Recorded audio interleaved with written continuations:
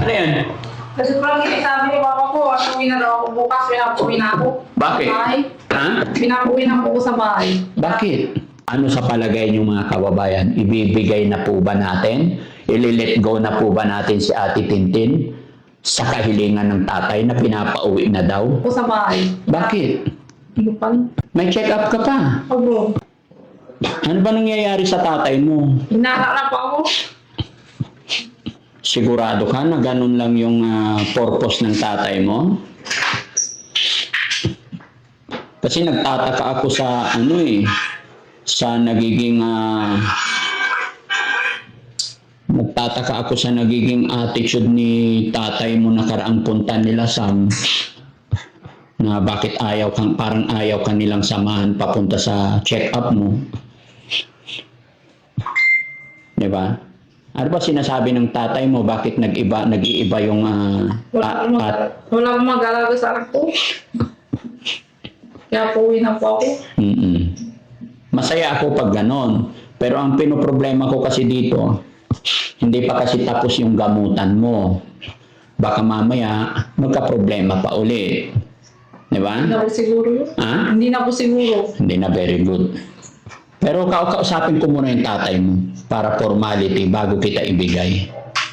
Bago Or else, i-text mo siya na pumunta siya rito para magkausap kami na maayos. Ha? Para naman na may closure tayo. Kasi sa totoo lang, medyo na-disappoint ako nung nagpunta kayo doon, di ba? Kahapon yung check-up mo. Tapos ayaw niyang sumama. Kahit sabihin natin namamasada siya, bawat punta naman niya dito sa amin, binibigyan naman. Last punta niya dito, magkano yung binigay natin sa tatay niya? 3,000 ba? Oo. Yung nakaraan, di ba, nung after New Year, kasama yung tuwing punta kasi ng tatay mo dito, Ate Tin, binibigyan naman namin siya ng pera, 5,000, 3,000. Hindi na daw ako sabi nila. Kaya nga. Pero ngayon, na nakita ka nilang okay na, sa amin yun talaga ang gusto namin gawin. Lahat ng mga alaga dito, pag magaling na, ibinabalik na. Pero gusto kong makausap yung tatay mo, hindi yung ganun na lang na parang wala lang. Kasi nga, hindi pa tapos yung gamutan mo. Diba? Kailangan may check-up pa. So yun, i-text mo siya, nakaka-text mo naman. Sabi ko na. Kailangan pumunta siya. Text mo na ngayon. Mag-usap, yes. Sabihin mo, kailangan, very good, no? Galing. Sabihin mo, sabi ni Daddy Frankie, mag-usap daw kayo. Kamo, para formality. Marami pa sanang gustong gawin si Daddy Frankie, marami pang plano, para mas magiging okay ka.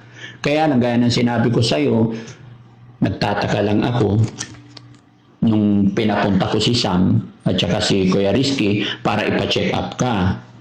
Sa bahay pagamutan kasi, nalaktaw kami ng isang araw dahil sa dami ng ginagawa. Pero kinabukasan, pwede pumunta. Sanay na kami sa mga ganyan. Sana maintindihan din ng tatay mo na hindi lang po kayo ang pasyente. Pero kung ang goal naman talaga is mapagaling yung anak, dapat hindi ganun ang attitude. Nagtataka lang po ako kung bakit naging ganun. Sana wag ganun yung tatay mo kasi kung ano man ang problema, sabihin lang sa akin para mas makatulong pa ako.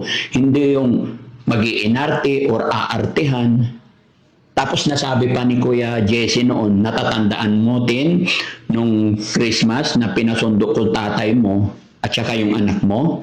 Yung anak mo gustong-gusto niyan sumama. Bakit pinipigilan ng mga tao doon sa inyo na pasamahin yung anak mo dito? Bawal. Ha? Ha? Bawal daw? Bakit? Ayaw, bata kasi. Ha? Ikaw naman ang may gusto na makita mo yung anak mo, kaya ako pinasundo. Sa bagay, okay na yun. Kung ayaw ng mga pamilya mo, wala na akong magagawa. Pero pag kukunin ka nila, gusto ko yung kausapin man nila ako na maayos. No? Para walang samaan ng loob ba. Kasi kami, gusto lang namin makatulong sa'yo. At now, happy ako na naging okay ka na. So, promise mo sa akin na hindi ka na babalik, ha? Tsaka kailangan ituloy-tuloy mo yung gamot. Okay? Naintindihan mo na ako, Ate Tin? Ano naman masasabi mo sa Team Daddy Frankie? Sana po sabihin niyo po sa akin. Baba mo yung paa mo, kailangan maayos. Ayan. So, anong pakiramdam mo ngayon na noon is ikot-ikot ka lang kung saan-saan bayan, pero ngayon alam mo na. Salamat po sa Diyos dahil may na ako. Oo. Okay, and then, ano naman ang magiging plano mo pag nandoon ka na sa inyo? Magtitinda-tinda sana. Kaso walang pera. Magtinda-tinda sana. Alam mo, pagdating sa mga ganyan, matutulungan pa kita Panimula. Pero sa nagiging attitude ng tatay mo, nagkakaroon ako ng consequence. Kaya gusto ko makausap ang papa mo, gusto ko magkausap tayo ng maayos. Gaya ng sinabi ko noon, may mga plano pa ako at mas makakatulong pa sana ako sa iyo. Yun ang gusto kong mangyari. Kaya wag natin madaliin ang panahon hanggat may check-up pa. Kasi, pag minadali mo, pagdating mo doon, baka wala ka rin gagawin doon. Di ba? Baka mamaya pagdating doon, mabuboard ka. Sa bagay, masasabi ko lang sa iyo, Ate Tin, pagka nandoon ka at hindi ka makapag-isip kung ano, pwede kang pumunta dito. Para kay Ate Tintin, bukas lagi ang pintuan ng Team Daddy Frankie para sa iyo. Yun lang talaga medyo... Although hindi natin alam mga kababayan kasi nagulat din ako sa naging attitude po ng tatay ni Ate Tintin. Si Ate Tintin naman hindi natin masisisi kasi ito ay wala pang alam pagdating sa ganoon. Doon lang po ako nagkaroon ng isipin kasi sila po yung normal. Bakit ipinapakita nila sa anak nila ng ganun? Tsaka parang ang nangyayari is parang kami pa yung di ko alam, napakahirap ipaliwanag. Pero wag po kayong mag-alala mga kababayan. Ang gusto ko lang makausap ang magulang niya para maayos at mapaliwanagan. Dahil ang goal natin dito is mapagaling, maisaayos, makatulong. Pero in a good way sana. No? Kung ano man ang kailangan nila or what, dapat magsabi sila. Pero sa totoo lang mga kababayan, tuwing punta naman ni tatay, tuwing check-up, higit pa sa kikitain niya pagpadyak araw-araw ang ibinibigay namin sa kanila. Di ba?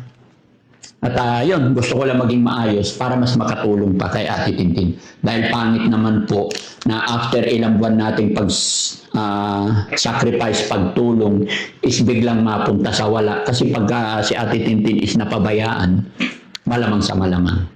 Diba? Kasi tuloy po ang maintenance ng mga to. Okay? So Ate Tin, text mo na lang muna ang tatay mo, kailangan pumunta sila dito para makausap ko sila. Pero bago sila pumunta dito, kailangan sabihin mo kung kailan para hindi ako aalis. Hindi yung pupunta basta-basta, no? Kailangan may schedule kami. Magsiset siya ng araw kung kailan punta para maghihintay ako. Nakuha mo? Okay, sige. So ayan mga kababayan, mga kabarangay, ito po yung nagiging usapin namin. Ano sa palagay niyo mga kababayan? Ibibigay na po ba natin? Ili-let go na po ba natin si Ate Tintin sa kahilingan ng tatay na pinapauwi na daw? Diba? Pero ang sabi ko naman, wala akong magagawa. Kung yun talaga ang desisyon nila, wala po tayong magagawa. Pero sana, pumunta man lang dito para kausapin tayo formality. Personally, hindi yung porkit nakakapag-text na idaan na lang sa text dito na lang. Nagulat din ako sa paglapit sa akin ni Ate Tintin ngayon. No? So, ayun lang mga kababayan. Maraming salamat. Pag-pray pa natin na sana mas gumaling palalo si Ate Tintin. God bless po. Bye-bye tayo. Bye-bye. Salamat po. Bye-bye.